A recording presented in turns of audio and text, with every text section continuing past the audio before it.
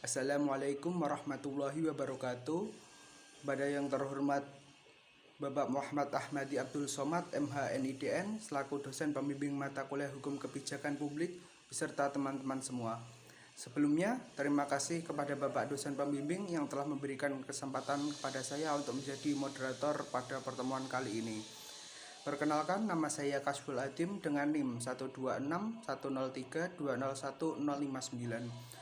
Beserta kedua rekan saya, yang pertama adalah Fiona Putri Musika dengan NIM 1261032010002, dan yang kedua adalah Dara Suciati dengan NIM 1261032010015.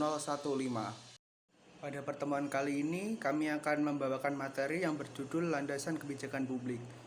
Yang pertama, landasan ideal yang berupa Pancasila. Pancasila adalah ideologi dasar negara Indonesia yang merupakan identitas bangsa Indonesia dan alat pemersatu bangsa Indonesia.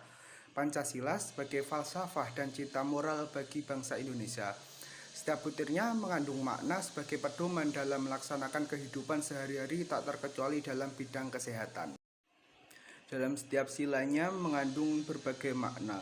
Sila yang pertama yaitu ketuhanan yang Maha Esa, yang menjadi sumber pokok dalam nilai kehidupan bangsa Indonesia, yang bermakna bahwa setiap orang berhak memeluk agama yang dikehendakinya tanpa adanya paksaan seorang pun. Hubungan dengan Tuhan itulah menjadi kebutuhan spiritual bagi tiap manusia.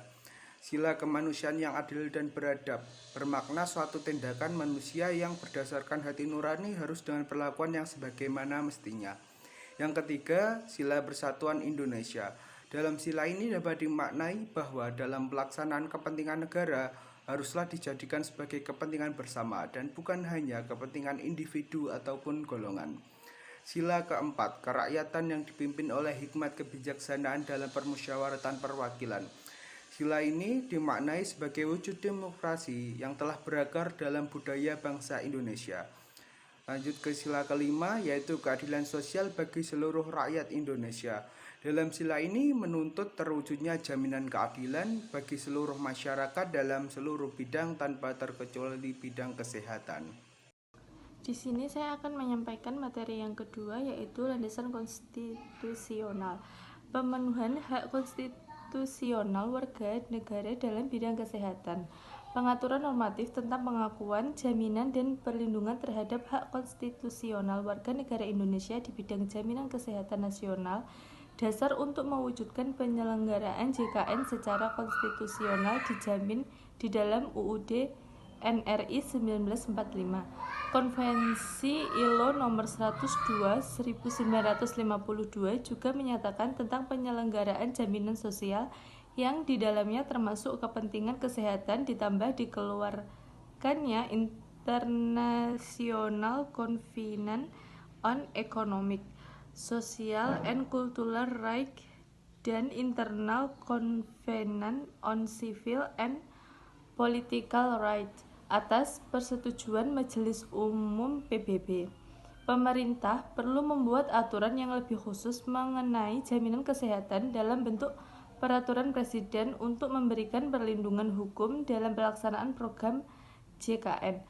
Peraturan yang dimaksud untuk memberikan perlindungan hukum lebih khusus berupa proses Perpres 12 2013 yang disebutkan dalam pertimbangannya bahwa dalam rangka melaksanakan ketentuan pasal 13 ayat 2, pasal 21 ayat 4, pasal 22 ayat 3, pasal 23 ayat 5, pasal 26, pasal 27 ayat 5, dan pasal 28 ayat 2 UU nomor 40 tahun 2004 dan ketentuan pasal 15 ayat 3 dan pasal 19 ayat 5 huruf A UU 24 tahun 2011, sehingga perlu menetapkan peraturan presiden tentang jaminan kesehatan. Baik, di sini saya akan menyampaikan materi yang ketiga, yakni landasan operasional. Landasan operasional yaitu Undang-Undang Nomor 36 Tahun 2009 tentang Kesehatan, Peraturan Presiden Republik Indonesia Tahun 2012.